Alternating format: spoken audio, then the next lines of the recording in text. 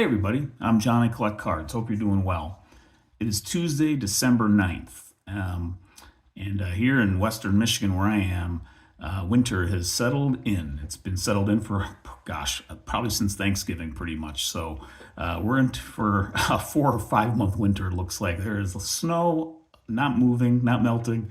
And in fact, we're getting more of it. And it's cold and like January cold. And yeah, so it's in that way, it's kind of hard to like dive into baseball as much as I like the off season, as much as the in season. And I know the winter meetings are getting started this week, so I'm trying to follow that as best I can. But I'm not doing too much buying lately either. Although I picked up a couple of cards in the last couple of weeks, but nothing big.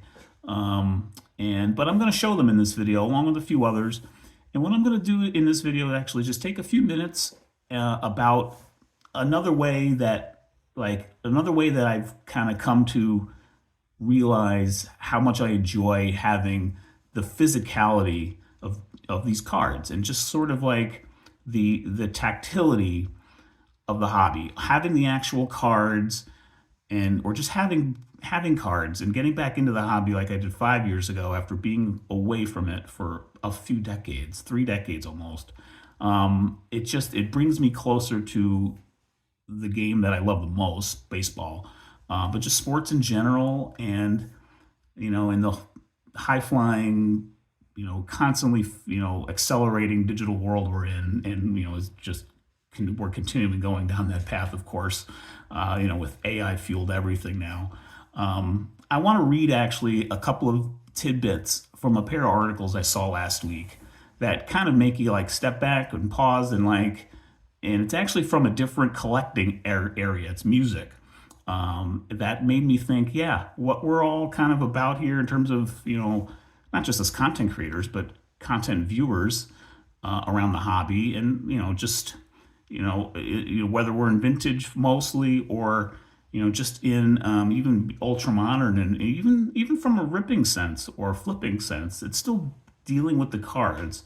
But it's mostly a collecting sense I'm talking about here. I wanted to take a few minutes, show a few cards while I read a few paragraphs from a couple of articles that I will link below in the read more description, just as another way to kind of think about, our hobby and how we collect and how we go about it and what it means to us and to me, for sure. So anyway, pretty long intro there, but stick with me. I'm going to show you a few cards. Hang on. Okay. So yeah, this is for sure one of my oddest backdrops. But before I get into the two cassette tapes you see in the background, and what I'm going to be doing is reading from a couple of articles that focus on the sort of revival of cassette tapes, actually, which ties into what I was talking about at the start here. But let me show you these two pickups real quick. These are the two new cards that I recently got. And then as I read a little bit from those two articles, I'll rotate through some other cards just to kind of have a little gallery of sorts. But I'm going to start it out with this one really quick. It's a 1964 Topps Bill White, Venezuelan.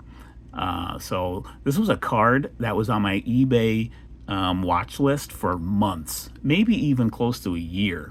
And I just let it sit there, and it was like all of, I don't know, $14, $15, $12. I can't remember the exact price it was. And then I realized, you know what, I've got $14, $15 sitting in my eBay funds that I hadn't moved over. I'm buying this right now before someone else snaps it up. So I did. And so I really like having this in the collection. This is the 64 was a Cardinals World Series championship year. And I'm a fan of Bill White. Having kind of grown up listening to him in the Yankee broadcast booth. This is a really nice example in that there's really no paper loss or like tape staining or any of that kind of stuff on the back here. It's just a well-worn card. Really like having it. I might just keep it raw. I might not grade it. Kind of up in the air on it. I just really like having it. The color's pretty nice too. So picked that up recently. And then this one here, I was really excited about getting this. Let's see if I can get it into focus. There we go. This is a 1952 Burke Ross of Robin Roberts, Phillies Hall of Fame pitcher. As you can see, there is pencil markings on the back. And the reason I picked up this card, I picked up this card in my latest bargain hunt with Steve Vintage on Vintage. He debuted our bargain hunt of Robin Roberts for $35 on his channel a couple days ago, and there'll be a link in my read more description below to let's get the Def Leppard covered for a sec so you can see Robin Roberts in focus. So there'll be a link in the read more for our latest bargain hunt video. Had a lot of fun showing some Robin Roberts cards. Steve made a real nice pickup for his 35. And so check that out on his channel. We wrapped up the year, I think, in a real nice way. We've been doing it for over a year now, and we'll be doing it again into 2026. Just a really fun way to do some pickups and talk cards. So here's the back again. It's got this some markings on here. I'm probably still gonna actually grade this someday. I'm probably gonna actually send this to PSA. Yes, I probably will send it to them to slab. Might not be right away, but I think I'll enjoy it more in a slab actually. The red kind of works for the Phillies color, and the reddish flip and the PSA flip will work too.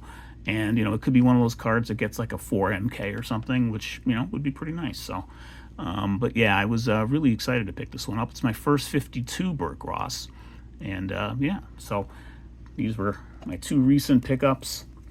And now I'll start reading from this article here while I show a couple of other cards. I'll put a couple of other cards here on the that'll kind of tie into what I'm about to read here. Just some cards I recently put into some Mag Pros. But so last week, maybe a few days ago, just in my random Google feed, saw an article that popped up, and maybe you saw it too in your Google feed if kind of the same age bracket, and maybe kind of the algorithm maybe fed it to you as well. It was from a website called The Conversation, and the title of the article was called "Cassette Tapes Are Making a Comeback." Yes, really. And I'm just going to read a couple of paragraphs from this. So just again, it just speaks to kind of what I was talking about from a tactility standpoint in terms of collecting and having a hobby, and why that's important, really. So here we go. Recorded music today is mostly heard through digital channels such as Spotify and social media. Meanwhile, cassettes break and jam quite easily. Choosing a particular song might involve several minutes of fast-forwarding or rewinding, which clogs the playback head and weakens the tape over time. The audio quality is low and comes with a background hiss. Why resurrect this clunky old technology when everything you could want is a languid tap away on your phone? Analog formats such as cassettes and vinyl are not prized for their sound, but for the tactility and sense of connection they provide. For some listeners, cassettes and LPs allow for a tangible connection with their favorite artist. There's an old joke about vinyl records that people get into them for the expense and the inconvenience. The same could be said for cassette tapes. Our renewed interest in them could be read as a questioning, if not rejection, of the blandly smooth, ubiquitous, and inescapable digital world. The joy of the cassette is its thingness, its here-ness, as opposed to an intangible string of electrical impulses on a far-flung corporate-owned server. The inconvenience and effort of using cassettes may even make for more focused listening, something the invisible, ethereal, and instantly there flow of streaming doesn't demand of us. People may also choose to buy cassettes for the nostalgia, for their retro cool aesthetic, to be able to own music instead of streaming it, and to make cheap and quick recordings. So some of that sounds familiar in terms of, just why we're into collecting. It's that sense of connection that these cards provide, at least for me. I'll take these 2 away. I'll put a couple more cards up here to show. Here's a couple of, I just showed that Robin Roberts card. It made me think of a teammate of his back in the 50s, Richie Ashburn. And I realized I have another pretty nice Richie Ashburn card from 61 Tops as well as from 54. But let me, and so just, knowing and, having the card and being able to look at it and, I could take it out of here if I wanted to. And in fact, I will. Why not? I'm probably never going to grade this one, actually, even though it's a pretty nice card. But just being able to hold a, gosh, it's probably a, it's at least an EX, maybe an EXNM card from 1961. Pretty nice. Pretty enjoyable. And, Richie Ashburn did play for the Cubs for a bit. He played for the Mets, too. He was on their first team in 62 after this year. So, but, yeah, I just thought we'll show those two. Won't bother putting it back in the sleeve for now. But let me talk about these two tapes real quick. So here's an example of two mixtapes I made way back. I don't know where most of my, regular store-bought cassettes are. I may have gotten them in a garage, put them in a garage sale, or just gave them away at some point. But, I made my full share of mixtapes back in the day, like probably all of you guys did. I don't even know where cassette 1 is of my 2 cassettes Def Leppard saga. But I loved seeing it again. I opened a box of tapes that I had. They were all mixtapes, including this WDRE New Wave Mix, Volume 3. I think I went up to about 8 or 9, it looked like, in the box. And this was a radio station in New York, 92.7 FM. If you're from the area, you're familiar with that. Probably it was based out on Long Island, and just a really good new wave, modern rock kind of station. Made a ton of these mixes. Yeah, here's what I put on it. So, didn't make a mixtape for anybody but myself for this one, and that was pretty much all I did. They were for me. But, yeah, fun stuff. But let me read from one other article here that had two quotes from the same person that kind of just backs up a little bit more of what I'm saying. It was actually from a CNN business article on Taylor Swift's latest album that came out earlier this year. But beyond that, it was a quote from a person named Charlie Kaplan, owner of an online store called Tapehead City. And he basically said, people just like having something you can hold and keep, especially now when everything's just a rented file on your phone. Tapes provide a different type of listening experience. Not perfect. Exactly, not perfect. This is a nice card, but it's not perfect. But that's part of it, he said. Flip it over, look at the art, and listen all the way through. You connect with the music with more of your senses. So, I just wanted to read those two bits there, and it just made me think of my cards and collecting. I'll take these away at this point. We'll show a few more cards, and we'll wrap this up. But I don't know. It's nice to. I just find it's nice to kind of, when I see things like that kind of, it's not like I need validation, but it just it speaks to, it's just another way of seeing how, it's just a very human thing to do. I think it's just the gene we have to collect. And here, I like to collect through the mail autographs, as you probably know. I got these 3 in the last, I think I got them like 4 days ago or so now, but I got these 2 days apart. I got 3 autographs back in 2 days. Always fun when you get them back kind of lumped together like that. In this picture here, Don August, he apparently wrote a book about his playing career in overseas for a bit. And he wrote a nice handwritten note on an index card talking about his book, and of course he was encouraging you to buy it and stuff, and it's on Amazon, but who knows, maybe I will. But just he took the time to do that. It wasn't like a photocopy. He actually wrote it out. It was probably 100 words too. So it was cool that he took the time to do that. But it doesn't stay with vintage for it's more than just vintage and through the mail. I still, once in a while, like to open a blaster box. I bought one blaster box the other day of Topps Update, and I pulled this Nick Kurtz rookie update, not rookie update, rookie debut, and it's a rainbow foil. So I thought that was pretty cool.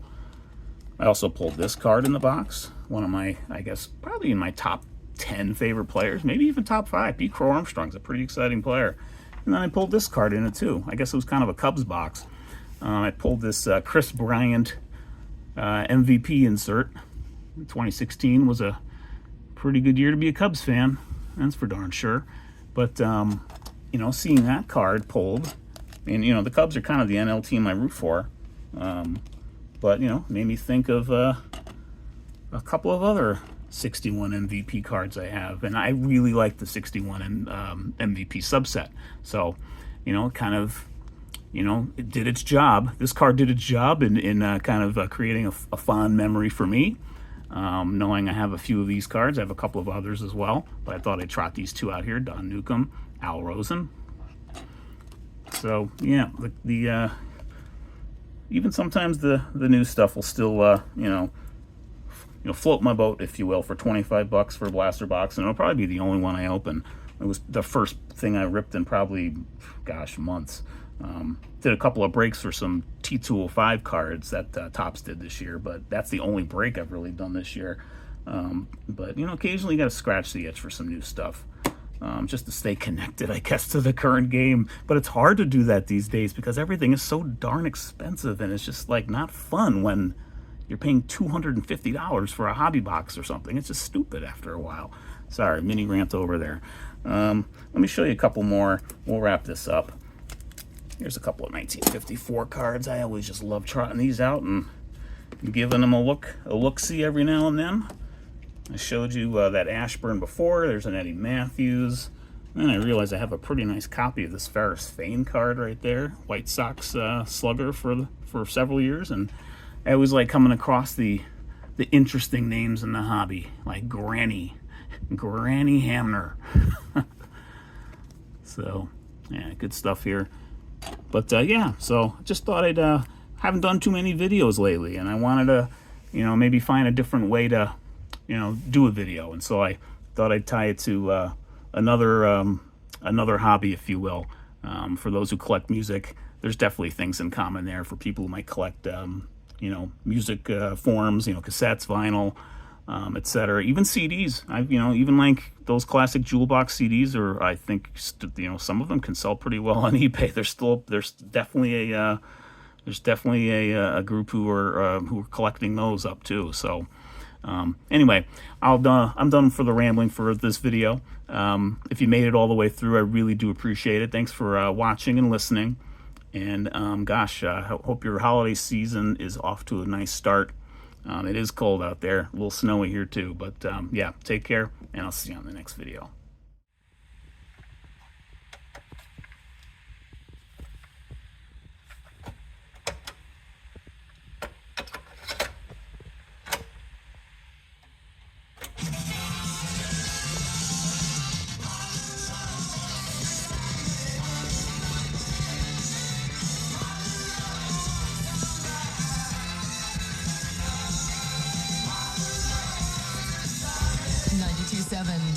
WDRE's Modern Rock 500 countdown as determined by you. And that's number 37, David Bowie's Modern Love.